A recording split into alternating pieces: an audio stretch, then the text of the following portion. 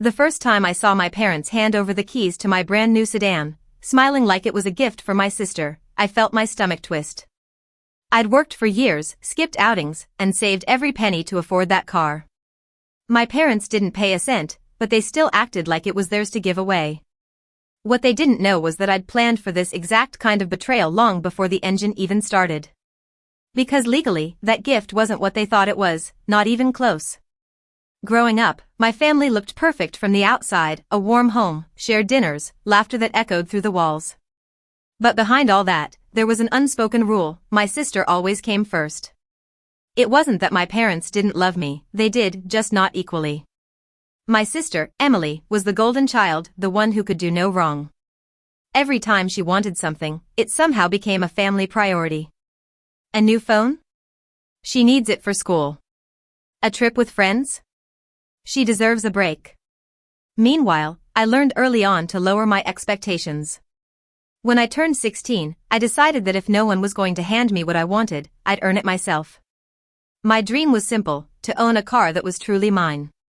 Not borrowed, not shared, not something my parents could hold over my head. Just mine. I started small, working part-time at a local grocery store after school. The pay was barely enough to cover gas for the bus, but I saved every extra penny I could. I skipped movie nights, ignored online sales, and turned down outings with friends. Every time I looked at my growing savings account, I imagined the day I'd hold the keys to my own car. Over the years, my life became a cycle of small sacrifices. I worked weekends at a diner, picked up holiday shifts when everyone else wanted time off, and sold old gadgets I didn't use anymore.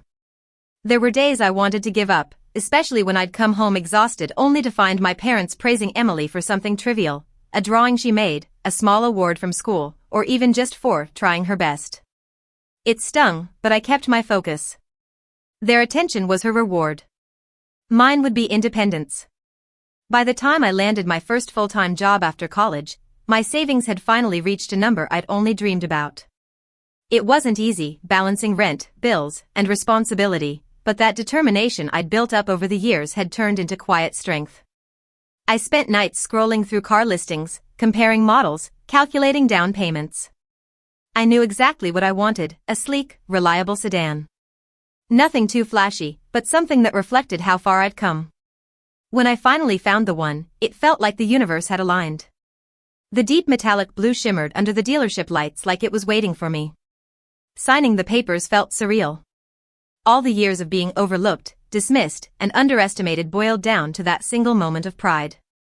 My parents came along to support me, but the way they talked to the salesman made it seem like they were buying it. My mom kept saying things like, "We've been planning this for a long time," and my dad nodded as if he'd been the one skipping dinners to save up. I let it slide. After all, it was my big day, and nothing could ruin it. At least, that's what I thought. The first few days were bliss. Driving that car to work, feeling the wheel under my hands, knowing every bit of it was mine, it was freedom. But then, little comments started slipping in. My mom would say, "It's great we finally have another car for the family." My dad joked, "Emily can use it when you're not around, saves us gas money." At first, I laughed it off, thinking they didn't mean it literally. But deep down, something uneasy stirred. Then came the moment that really unsettled me. Emily walked into the driveway one morning, slid her hand across the hood, and said, "So, when can I take it for a spin?" My parents didn't even look surprised. My dad just smiled and said, "We'll figure it out, it's our family car now." That word, "our," hit me harder than I expected. My dream, my hard work, my years of sacrifice, suddenly sounded like a community project. I didn't say anything, but a quiet fire lit inside me. I smiled and nodded, hiding the sting behind a calm face. Because while they thought this car was just another thing they could claim, I knew something they didn't. That sedan wasn't just a car, it was my boundary line. And soon, they'd learn what mine really meant. It happened on a quiet Sunday afternoon, one of those family days my parents loved hosting. The house smelled of roasted chicken and fresh bread, the table filled with laughter and the kind of warmth that should have felt comforting. Emily had just come back from college for the weekend, and as usual, my parents were buzzing around her like bees around honey. I sat in the corner, half listening, sipping on my coffee, my car keys resting quietly on the counter beside me. I didn't know that in the next few minutes, those keys would no longer be mine, at least, not in their eyes. After lunch, Dad stretched back in his chair and said with a grin, "You know, Em, your brother bought a new sedan. It's parked right outside." Her eyes lit up immediately. "Oh really? I saw it when I came in, it's gorgeous."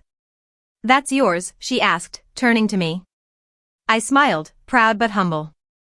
"Yeah. Finally got it after years of saving." Mom clapped her hands together, laughing. "He worked hard for it. We're all so proud. You should take it for a spin, Emily." I froze. At first, I thought I'd misheard her. But then my dad chimed in, reaching across the table to pick up the keys. "Yeah, go on. You've been so stressed with school. A little drive will clear your head." And just like that, he dangled the keys in front of her. My heart stopped. I stared at the silver glint in his hand, the same keys I'd guarded like a symbol of everything I'd earned. My pulse started pounding in my ears. I wanted to speak, to shout that it wasn't theirs to give, but my voice refused to come out. Emily looked surprised at first, then that familiar smirk crept across her face. "Seriously? Can I?" she asked, eyes darting between them like she already knew the answer. Mom laughed. "Of course. We're family, what's his is yours too. Right, honey?" The word family suddenly felt sharp, almost mocking. My fingers tightened around my mug as I forced myself to stay quiet. They weren't asking me, they were announcing it, as if my consent didn't matter. Emily stood up, all excitement and entitlement. "I'll just take it around the block," she said, slipping on her sunglasses like it was the most natural thing in the world. Dad tossed her the keys. The metallic jingle felt like betrayal itself. As the door closed behind her, I sat there, silent. My mom began clearing the table, humming to herself, completely oblivious to the storm brewing inside me. Every scrape of a dish felt louder, every heartbeat heavier. I kept replaying the moment in my head, the way my dad had smiled, how casually he'd handed over something I'd spent years earning. The memory of late nights working overtime, saving every penny, all felt worthless in that instant. I wanted to scream, to remind them of every shift I'd pulled, every sacrifice I'd made, but instead, I just watched the window, waiting for the sound of my engine fading down the street. When Emily came back 20 minutes later, she parked the car crookedly, stepped out, and said, "Drive smooth. I think I'll take it to campus next week when I visit again." That was the final spark. My dad chuckled and said, "Sure, just ask your brother. He won't mind." I turned my gaze toward him, finally managing to speak, softly, but firmly. "Did you just give her my car?" He blinked, surprised by my tone. "It's not a big deal. You two share everything. You're family." Mom nodded in agreement. "You're overreacting, sweetheart. It's just a car. Just a car." The words echoed like a slap. They had no idea what that car represented, the years of being overlooked, the independence I'd fought for, the piece of self-worth I'd built without their approval. Emily rolled her eyes. "Relax, it's not like I'm stealing it." I stared at her, my jaw tightening. Every instinct in me screamed to argue, to snatch the keys back, to make them see how wrong this was. But then, something inside me shifted. Anger gave way to something colder, clarity. They thought they were taking advantage of me, again.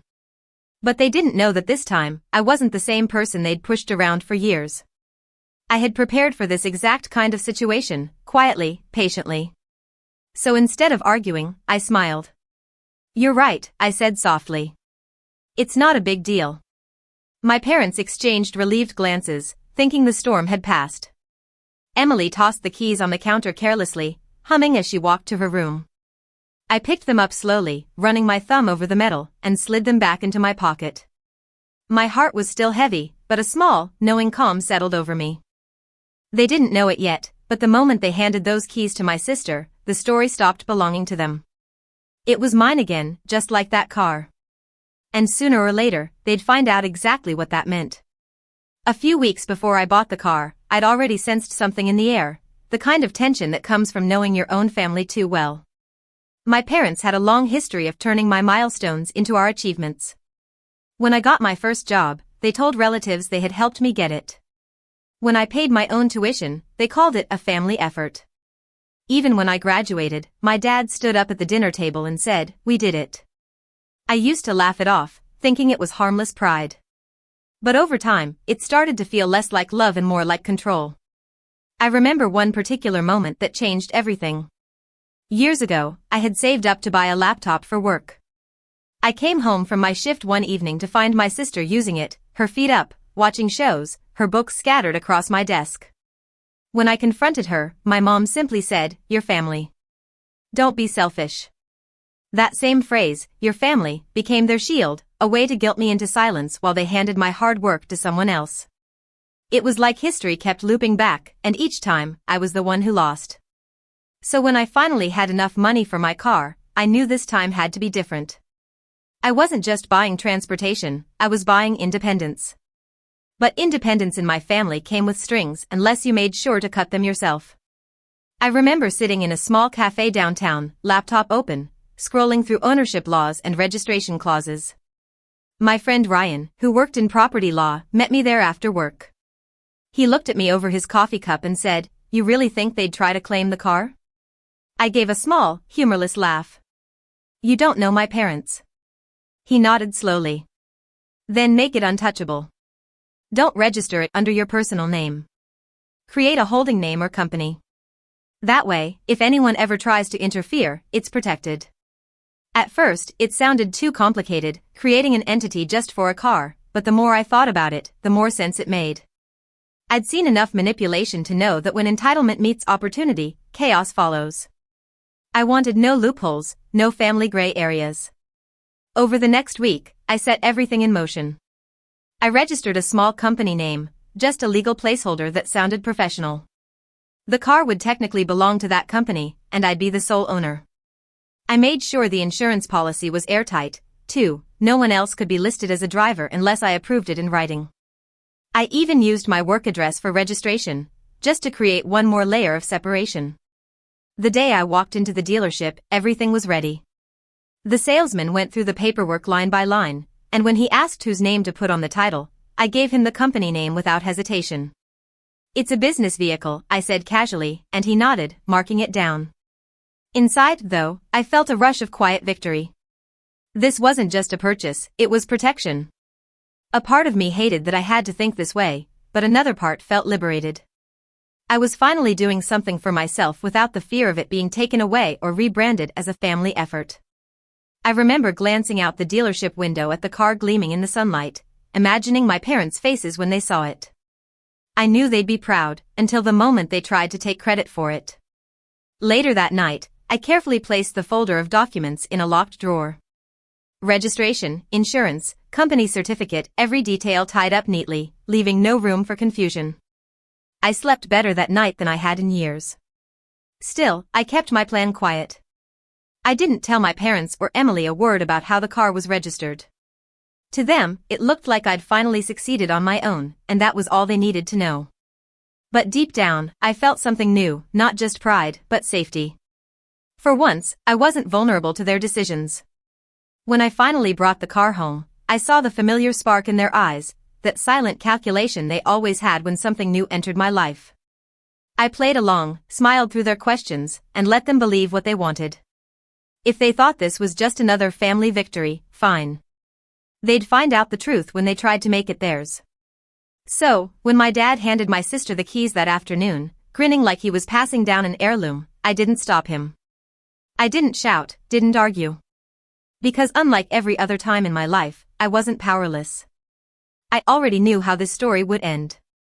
And as I watched Emily walk out to my car, full of confidence and ignorance, one thought crossed my mind: she just stepped straight into her own lesson. It didn't take long for the truth to hit. Just 2 days after my sister's little test drive, I got a call from the dealership. The manager's tone was polite but confused. "Hey, just wanted to confirm, your sister came in today asking to transfer the registration for your sedan into her name. She said you'd approved it, but something didn't add up." I blinked, the words sinking in. Of course she did. I took a slow breath and said evenly, "Thank you for calling me first.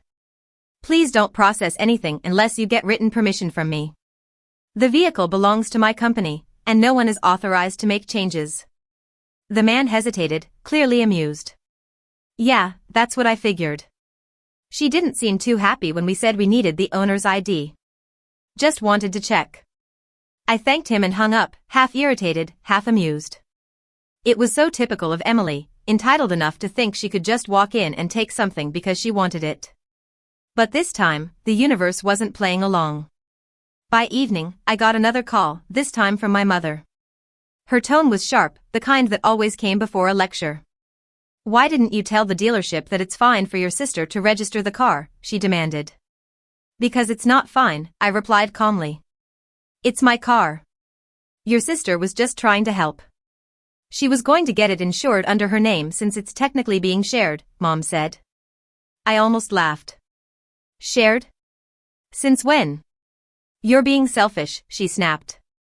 We're family. You know we all use each other's things. That same old line again, we're family. I'd heard it my whole life, and every time it was code for you don't get to say no. I decided not to argue over the phone. Mom, let's talk in person. I'll come by tomorrow. The next day, I walked into the house to find all three of them waiting in the living room, my mom, dad, and Emily, arms crossed, faces set. It felt like an intervention, except I wasn't the one who'd done something wrong. Dad spoke first, trying to sound reasonable. Look, son, I don't see what the big deal is. You have 2 cars now, technically. It makes sense for your sister to handle some of the paperwork, maybe even drive it occasionally. Drive it occasionally, I repeated, my voice calm but firm. You mean take ownership of it? Emily scoffed. Don't be dramatic. It's not like I stole it. You're overreacting. That word again, overreacting. It was their favorite way of invalidating me. But this time, I didn't flinch. I set a folder on the coffee table and slid it toward them. Since we're all here, let's make something clear. Inside the folder were all the documents, a registration, insurance policy, ownership under the company name, every official stamp in black and white. My dad frowned as he flipped through them, his confident expression fading with each page. What is this? He asked, his voice low. It's what I set up before I bought the car, I said. The sedan belongs to my company, not to me personally. I'm the only person who can authorize anything related to it. Legally, no one else can drive or register it. My mom's jaw tightened. You planned this? Against your own family? No, I said quietly. I planned it for myself. Because I've learned that every time I earn something, it magically becomes ours. Not this time. Emily's face turned red. You're seriously going to hide behind some stupid company paperwork? It's a car. I was just going to drive it. And you could have, I said evenly, if you'd asked. But instead, you tried to make it yours. You went to the dealership, Emily. You didn't borrow it, you tried to claim it. The room fell silent. My dad rubbed his temples, frustration rising. You didn't have to humiliate your sister like this. We trusted you to be more mature. I let out a quiet laugh. Humiliate her? You handed her something that wasn't yours to give. You embarrassed yourselves. That did it. Emily stood up, eyes wet with angry tears. You've always been so cold. You think you're better than us just because you have a job and some money now? I looked her straight in the eye. No, Emily. I just stopped letting you take what I work for. For a long moment, no one said anything. The air felt thick, charged. My mom tried one last guilt trip, her voice trembling. After everything we've done for you, this is how you treat us? I took a deep breath and said the words that had been sitting inside me for years. You didn't give me this car. You didn't pay for it, save for it, or sacrifice for it. You gave away something that was never yours to give. My voice was calm, but my hands were steady, steadier than they'd ever been. No one spoke after that. My mom looked away, my dad stared at the floor, and Emily stormed upstairs, muttering under her breath. The silence that followed wasn't peaceful, it was heavy, necessary, and honest. For the first time in a long time, I felt the balance shift. Not through shouting or revenge, but through truth. I picked up the folder, tucked it back under my arm, and headed for the door. As I stepped outside, I glanced back just once and said quietly, next time, Think before you hand out someone else's keys. And for the first time, they didn't have a single thing to say. That night, I couldn't shake the silence that had followed me out of the house. It was the kind of silence that carried more weight than words ever could, the kind that settles in after truth has landed and pride has nowhere left to hide. I sat behind the wheel of my car, the dashboard lights softly glowing, my hands resting on the steering wheel that I'd fought so hard to call my own. For the first time in years, I didn't feel angry or bitter, just done. Done trying to explain myself, done proving my worth to people who never really saw it. The next morning, I made a quiet decision. I called a friend who owned a small storage facility on the edge of town and asked if he had a secure garage space available. Within an hour, my car was safely parked inside a private, locked bay, far away from curious hands and entitled assumptions. No more driveway family car, no more arguments. If they couldn't respect boundaries, I'd draw them in steel and concrete. When my parents called that afternoon, voices sharp with confusion, I answered calmly. "Where's the car?" my dad demanded. "Your sister said it's not in the driveway." "It's somewhere safe," I replied simply. "Safe? From who?" "We're your family, not thieves," my mom snapped. I took a slow breath. Exactly. Family doesn't take without asking. So until that starts to mean something again, it stays with me. There was a long pause, then the sound of my mother sighing. "You're being petty."